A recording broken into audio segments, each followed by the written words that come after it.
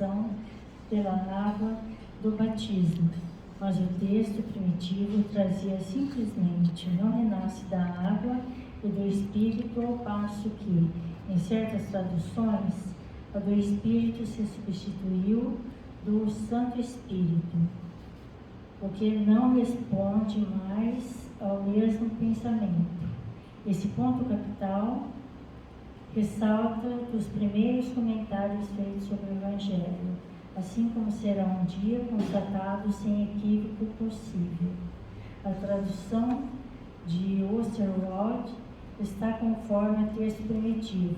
Ela traz: não renasce da água e do Espírito. A de Sassi diz do Santo Espírito. A de Laminas do Espírito Santo. Para compreender o sentido verdadeiro dessas palavras, é preciso igualmente se reportar à significação da palavra água, que não era empregada na sua acepção própria. Os conhecimentos dos antigos sobre as ciências físicas eram muito imperfeitos, pois acreditavam que a Terra tinha saído das águas e por isso consideravam a água como um elemento gerador absoluto. É assim que na Gênesis está dito: o Espírito de Deus era levado sobre as águas, flutuava na superfície das águas, que o firmamento seja feito no meio das águas, que as águas que estão abaixo do céu se reúnam em um só lugar, e que o elemento árido apareça, que as águas produzam os animais vivos que nadem na água e os pássaros que voam sobre a terra e sobre o firmamento. Segundo essa crença, a água se tornara o símbolo da natureza material, como o espírito era da natureza inteligente. Essas palavras: se o homem não renasce da água e do espírito, ou em água e em espírito, significam, pois, se o homem não renasce com seu corpo e sua alma. Nesse sentido é que foram compreendidas no princípio. Essa interpretação, aliás, está justificada por estas outras palavras: o que é nascido da carne é carne, e o que é nascido do Espírito é Espírito. Jesus faz aqui uma distinção positiva entre o Espírito e o corpo. O que é nascido da carne é carne, indica claramente que só o corpo procede do corpo e que o Espírito é independente do corpo. O Espírito sopra onde quer. Ouvi sua voz, mas não sabeis nem de onde ele vem, nem para onde ele vai. Pode-se entender como o Espírito de Deus, que dá a vida a quem ele quer, ou a alma do homem, nesta última acepção. Vós não sabeis de onde ele vem, nem para onde ele vai. Significa que não se conhece o que ele foi, nem o que o Espírito será. Se o Espírito ou alma fosse criado ao mesmo tempo que o corpo, saber-se-ia de onde veio, uma vez que se conheceria seu começo. Como quer que seja, essa passagem é a consagração do princípio da pré-existência da alma e, por conseguinte, da pluralidade das existências.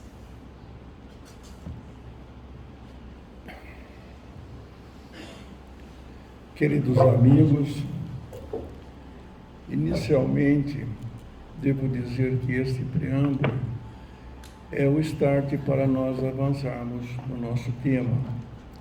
Antes, porém, gostaria imensamente de fazer um pequeno esclarecimento. Tanto como Paulo, pela idade, eu também tenho algumas deficiências neurológicas. E é por isso que peço licença a vocês. Isso não significa um desrespeito a cada um em particular, mas permitam-me fazer a nossa prosa sentado. Da mesma forma, por questão de saúde, eu estou usando o meu chapeuzinho que vocês já certa feita já aprovaram.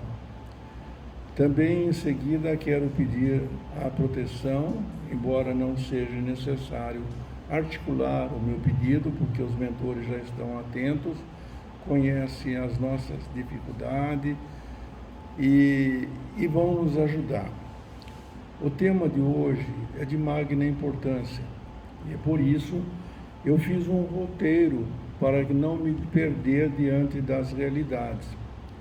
O roteiro é o seguinte: nós temos que ter começo, meio,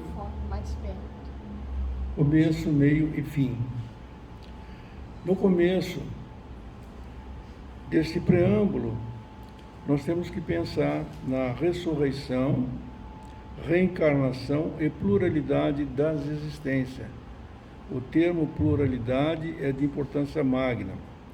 Na semana passada, digo eu, que nos antecedeu, na prédica levada a efeito pelo confrade Ailton, ficou claro que na ressurreição, o tema aceito pelos judeus, eles não sabiam como se dava o fenômeno da reencarnação.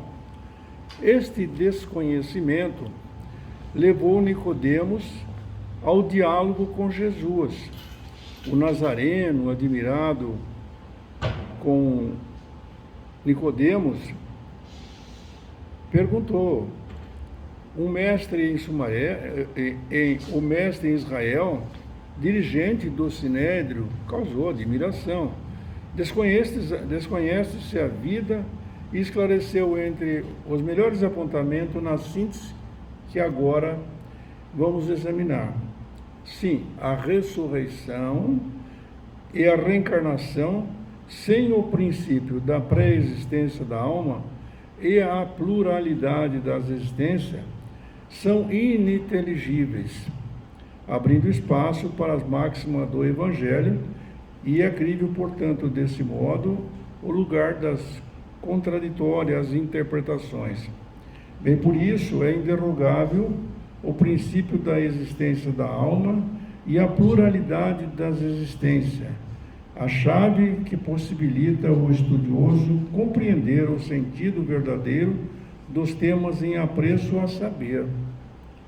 O Espírito sopra aonde quer, ouves-lhe a voz, mas não sabes nem de onde vem e nem para onde vai. Pode-se entender que se trata do Espírito de Deus, que dá vida a quem quer ou da alma do homem. Nesta última acepção, amigos, não sabe de onde ele vem, nem para onde vai. Significa que ninguém sabe o que foi, nem o que será o Espírito. Se o Espírito ou a alma fosse criado ao mesmo tempo que o corpo, saber-se-ia de onde ele veio, pois que se lhe conheceria o começo. Como quer que seja, esta passagem consagra o princípio da pré-existência da alma e, por conseguinte, o da pluralidade das existências. Tudo isso que nós estamos dissertando para poder ter um direcionamento dos nossos pensamentos e não perder o fio da meada, está explicado nos fundamentos sobre a bênção da reencarnação. Pode parecer estranho, mas no final há o fechamento que dá o sentido exato da nossa prosa. Muitos profitentes da doutrina imaginam que os laços de família se rompem e desaparecem de alguma forma com a reencarnação. Lê do engano, todavia. Ao contrário desta reflexão, são os laços de família que se tornam mais fortalecidos e apertados com a grande viagem, pois é o princípio oposto que os destrói. Em verdade, é no espaço que os espíritos formam grupos e famílias entrelaçadas pela afeição, pela simpatia e pela semelhança das inclinações, ditosos, portanto, por se encontrarem juntos e se reverem, buscam uns aos outros. É oportuno afirmar o que estabelece o dito popular para se dizer que com quem andas e poderemos afirmar quem és. É o exemplo das pessoas antipáticas, Ocorre muito entre nós, em qualquer pessoa, em qualquer religião que professe, ocorre às vezes da gente sentir a pessoa chegando, encontrar-se em uma recepção agradável, numa festa, num banquete, e você de repente diz a ele: nossa, meu santo não bateu com o santo desse cara aí, não é? Creio que nós já experimentamos essa questão. Explico. É que entre os espíritos, a espírito, eles se reconhecem.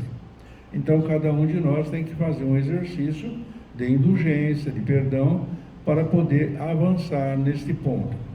Nesse sentido, o fato é que a encarnação momentaneamente os separa, porquanto ao regressarem à erraticidade, se reúnem como amigos incontáveis vezes, os segues uns aos outros na encarnação, reunidos numa mesma família ou num mesmo círculo, a fim de trabalharem juntos pelo mútuo adiantamento, senão valerem-se da oportunidade para resgate do pretérito. Um exemplo: o aborto é uma oportunidade para recompor o universo do eterno. Se fala muito em pagamento das dívidas. A Lúcia tem que pagar o dela e eu pagar a minha. Que negócio é esse de cada um pagar a sua? É assim mesmo, cada um paga o que fez. Então, como é que uma pessoa, em um caso de aborto, que é um caso tristíssimo, vai resgatar? Abraçando o filho que renegou e trazendo para o seu lar para poder cuidar dele e zelar. Assim também ocorre com as pessoas que recebem um filho com idiotia, com qualquer outra enfermidade, e leva para que resgate isso, tempos através do exercício do amor, do cuidar a criança até muito tempo. Então, após cada existência, amigos, ainda que um pouco só, todos avançam um passo na senda do aperfeiçoamento. É dessa forma, cada vez menos presos à matéria, mais viva que se lhe torna a afeição recíproca e mais depurada, não tem a perturbá-lo o egoísmo nem as sombras das paixões. O exemplo, por exemplo, para facilitar a nossa compreensão, é o exercício do perdão, é o exercício da indulgência, enfim, todas as virtudes que os profetentes da doutrina bem conhecem. Podem, portanto, percorrer assim ilimitados números de existência corpórea, sem que nenhum golpe receba a mútua estima que os liga. Trata-se de afeição real, de alma a alma, única que sobrevive à destruição do corpo, porquanto os seres que neste mundo se unem apenas pelo sentido, nenhum motivo tem para se procurarem no mundo dos espíritos. Casamentos ocorrem por interesses financeiros.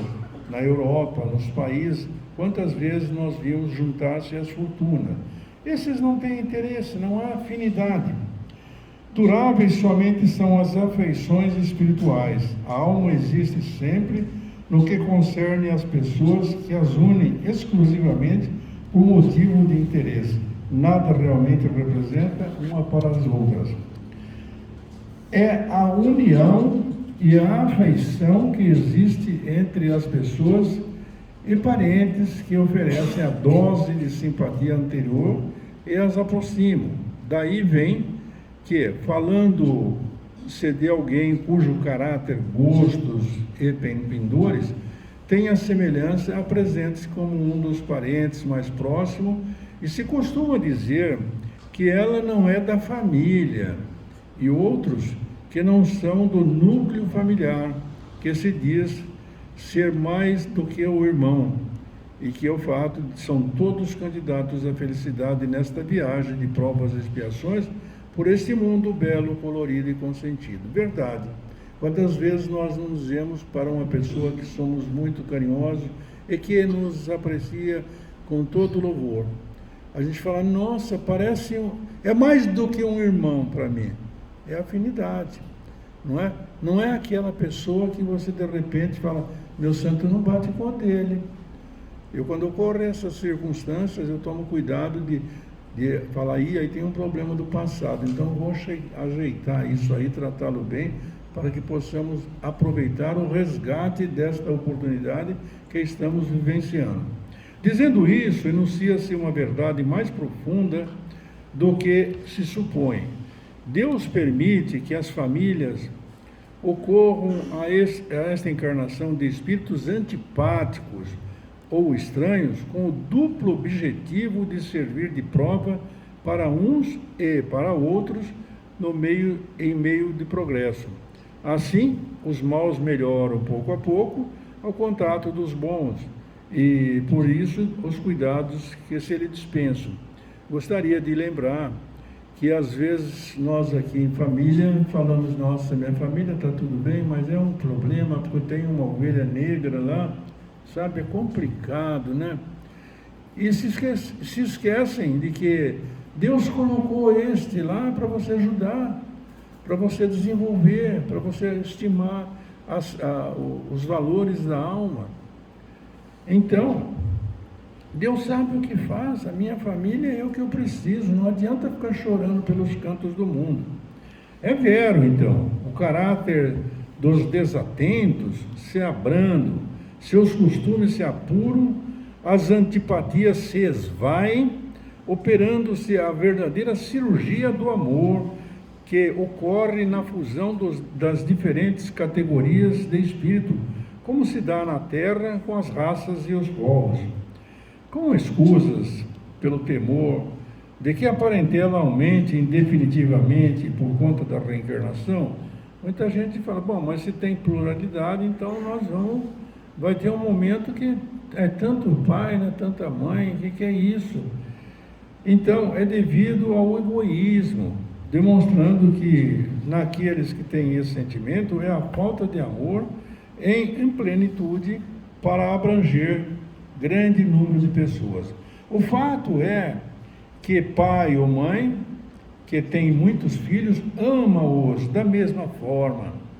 Nesta luz que se tranquilizem os egoístas, porque não há fundamento para temer nesse procedimento.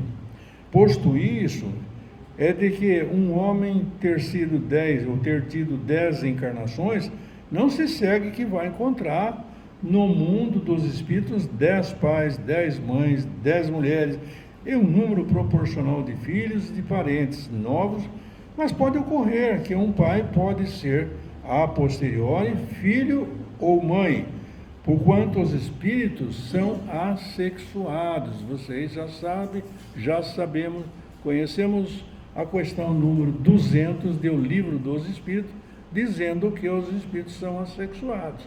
Portanto, já sabem que eu já fui uma morena muito bonita, cabelos longos, que agora não tenho, mas enfim, só para descontrair. Então, os espíritos são assexuados, conforme a questão 200 do Livro dos Espíritos.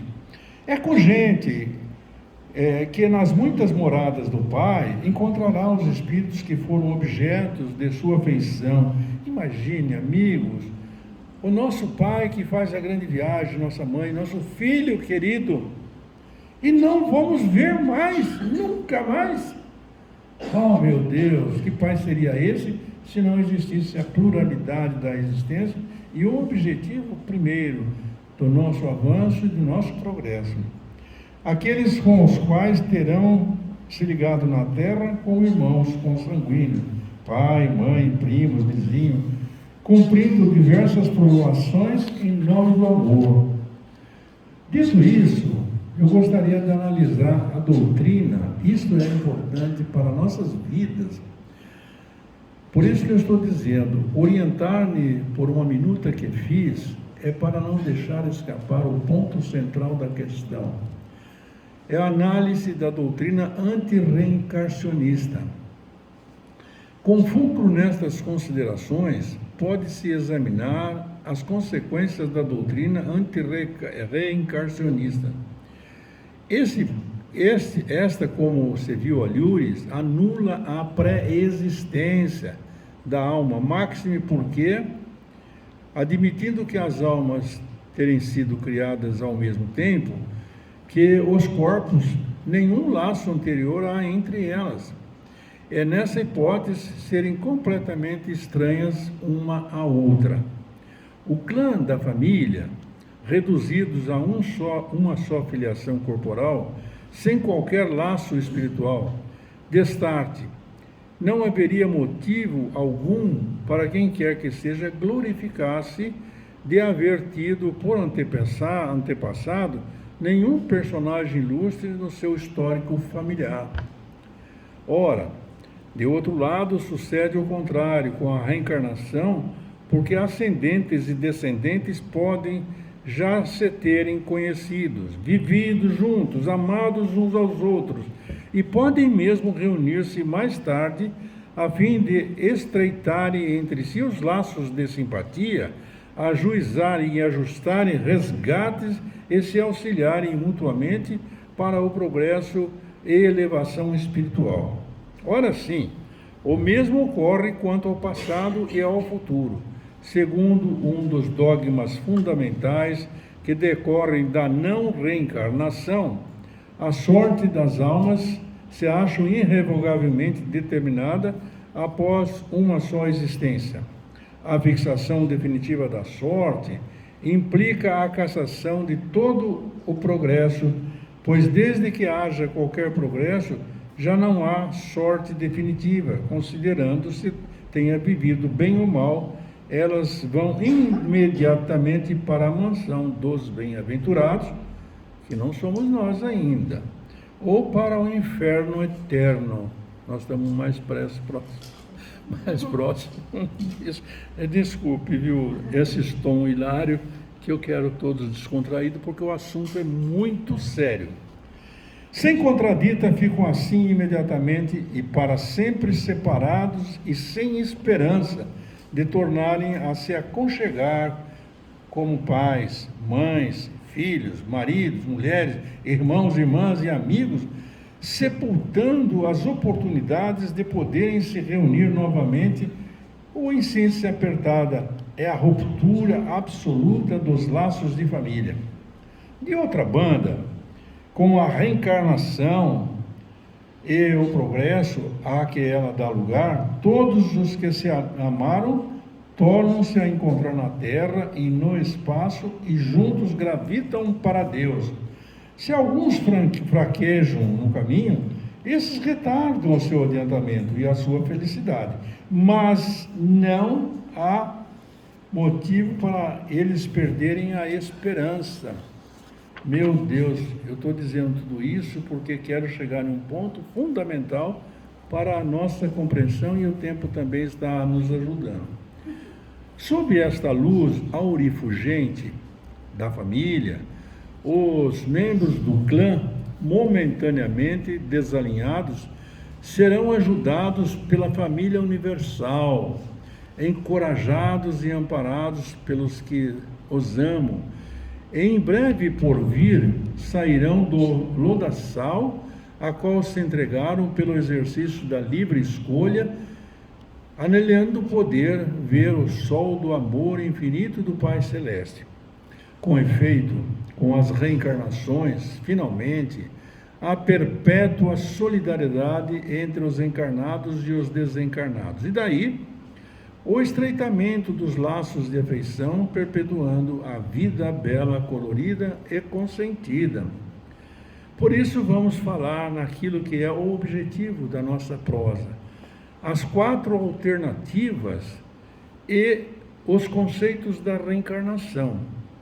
Em súmula rasa, o estudo em apreço enseja 4 alternativas ao homem para o futuro do além-túmulo. O que será que vai me acontecer, não é? Sem se atemorizar. Antes, porém, se esclarece à sociedade a importância da doutrina do estoicismo. Porquanto, também sob esta argamassa que se firmará a escolha dos que têm sede de saber para alcançar os páramos celestiais. Pois bem, foi sobre a égide do filósofo Sêneca, no século IV antes do Cristo de Deus, que o mestre da retórica se consagrou representante máximo da doutrina do estoicismo, tanto como Sócrates, há 490 anos antes de Jesus, entendeu como lógico o mundo das ideias, estabelecendo que o que pode dar valor a uma pessoa é somente a virtude. Qualidade essa ao alcance de todos. Todos nós podemos largar de fumar, largar de brigar, não roubar, não matar, não enganar. São as virtudes do coração. Porque o estoico compreende e compreende. Tudo pode suportar sem reclamar. Nós outros, de vez em quando, reclamamos da vida, da falta de recurso, da saúde, das deficiências que o corpo vai nos deixando com o tempo, da partida sem hora combinada de um filho, de um pai, de uma mãe, porque tudo na vida vai chegar ao seu termo, que nasce, vive e morre, mas essa morte é para outro caminho que a vida nos oferece, a fim de que nós vamos desenvolvendo a nossa capacidade de evoluir. Ora sim, sem que isso represente um paradoxo, ensina a doutrina do estoicismo o significado da vida. O que estão fazendo aqui? O que vocês estão fazendo? Qual é o objetivo de cada um de nós? Por que uns roubam, outros não roubam? Quem é que vai fazer esses resgates depois? O ser ou não ser, a relação de causa e efeito, o princípio que rege o universo. E é por essa razão a crença em Deus sob qualquer denominação que se dê ao Criador. Nós estamos repletos de pessoas, de seitas, de religiões que não acreditam em Deus ou têm outros nomes, não tem importância. O Senhor da vida é incriado, o Senhor da vida deu-nos a vida. E Ele é responsável e cuida de cada uma das suas criaturas, segundo também a 936 do Livro dos Espíritos. Deus cuida de todas as suas criaturas, sem dúvida. Por menores que sejam as suas criaturas, merecem a bondade do seu olhar. Então, Sêneca acredita que esta dupla liberdade é o que distingue os humanos e que ela pode ser alcançada com a prática filosófica. Disse ele também, em sua filosofia, é bom guardarmos esses pensamentos. Prepare-se para o pior. Vamos todos morrer, mas não para sempre. Vamos à morada do Pai, que tem muitas, como Jesus explicou. Não tem limite e não limite-se o otimismo. Com este aforismo, a morte não é a extinção da vida, mas uma passagem para os outros planos em constante evolução da criatura eve eterna. Pode parecer estranho, né? Falar em eve eterna, quando nós estamos habituados a falar que somos criaturas eternas. Nós não somos criatura eterna, permita fazer esta difusão. Porque eu considero, na minha modesta, no meu modesto entendimento, que eterno só o Senhor da vida, que não teve começo, meio e fim. Nós todos tivemos começo, Deus nos criou, e a partir daí nós somos eternos. Então, um neologismo seria muito apropriado, dizendo que nós somos eterno. Bem, dito isso, sobre os acúlios das estradas da existência, aqueles que anelem serem estoicos, é de bom alvitre desenvolver o sentimento no mundo dos ideais com o norte de Sêneca, nas parafrases de sua lavra na noite de estudo que estamos levando a efeito em nome de Jesus. Às vezes, até mesmo viver um ato de Sêneca é um ato de coragem. Vocês sabem que há irmãos nossos que fogem da vida que é bela, colorida e consentida e suicidam-se.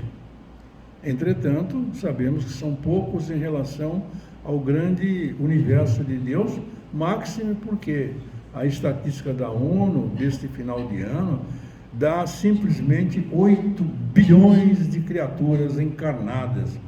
Então tenhamos cuidado para nós não fazermos bobagem, porque a volta para cá está meio difícil. Tem mais de 30 bilhões de irmãozinhos nossos esperando a oportunidade.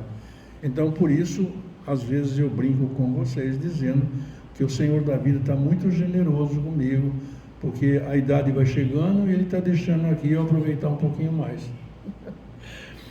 Muito bem, sofremos mais na imaginação do que na realidade. Ficamos preocupados, por causa, será que vai dar certo isso?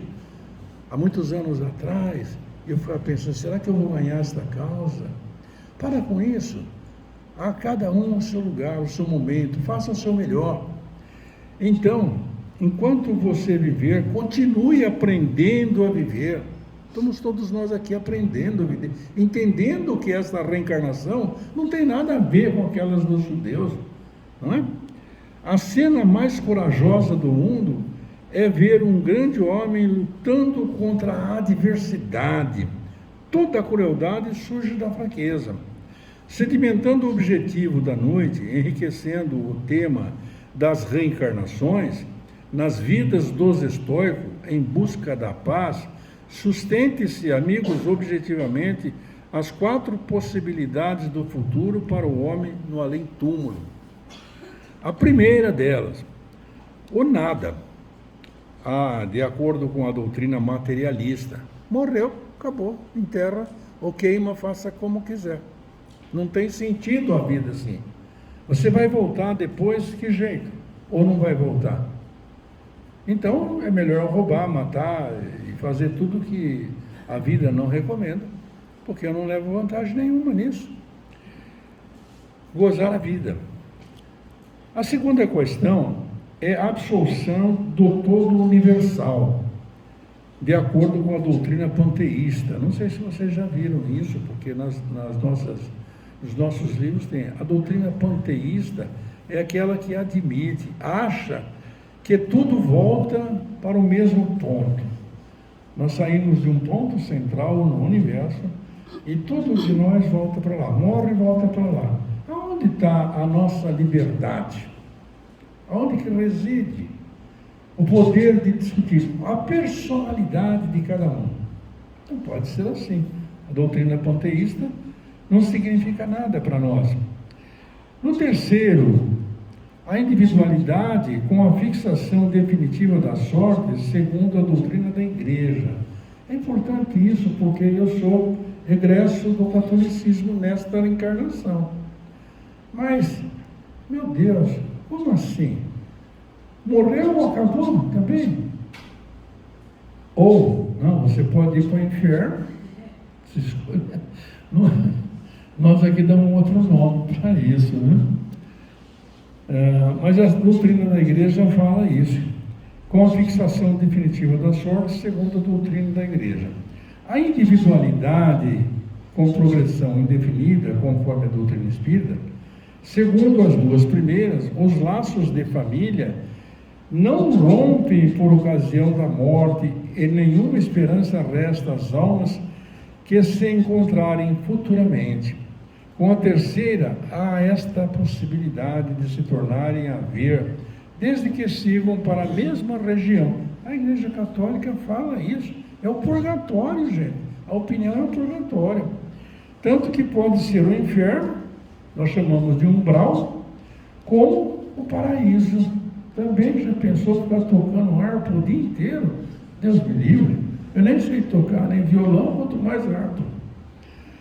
Com a pluralidade das existências, eis aí o importante para a nossa doutrina. É inseparável da progressão gradativa e há certeza na continuidade das relações entre os que amam. E é por isso que constitui a verdadeira família, como nós chamamos aqui, família universal.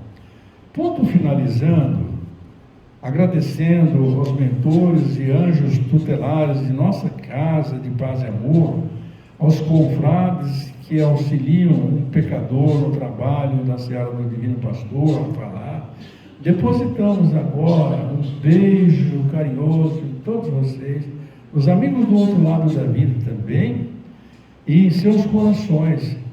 E entregamos a prece do coração à nossa querida Cristina, em nome de Jesus, com votos de muita paz, e muito obrigado por estar com vocês nesta viagem maravilhosa de provas e expiações, com os votos finais de que, oxalá, possamos nós nos encontrarmos neste mundo maravilhoso que está aí na nossa frente, chamado mundo de regeneração.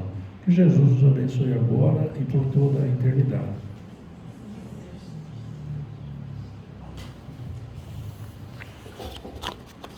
Vamos então agora fazer a nossa ligação com o nosso mentor e com a equipe espiritual que prepara esse ambiente para levar os nossos filhos aos espíritos necessitados. Vamos procurar deixar os nossos problemas da porta para fora. Vamos encher a sala de luz. Vamos deixar que essa luz ilumine nossa mente, nosso corpo. Vamos levar essa luz até os portões da nossa casa, levando luz a todos os espíritos ali presentes, encarnados e desencarnados.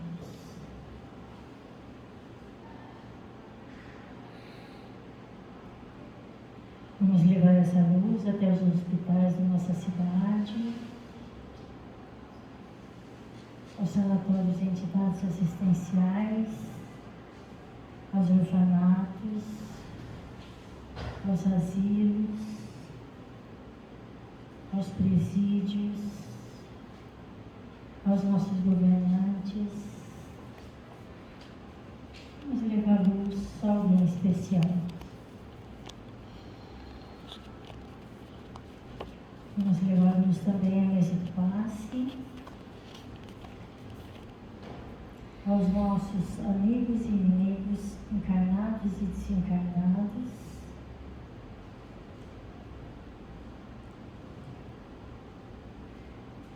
Vamos agradecer a Deus, nosso Pai, a Jesus, nosso Mestre, por hoje estarmos aqui ouvindo mais essa lição do Evangelho e que possamos todos ter uma boa semana. Que assim seja.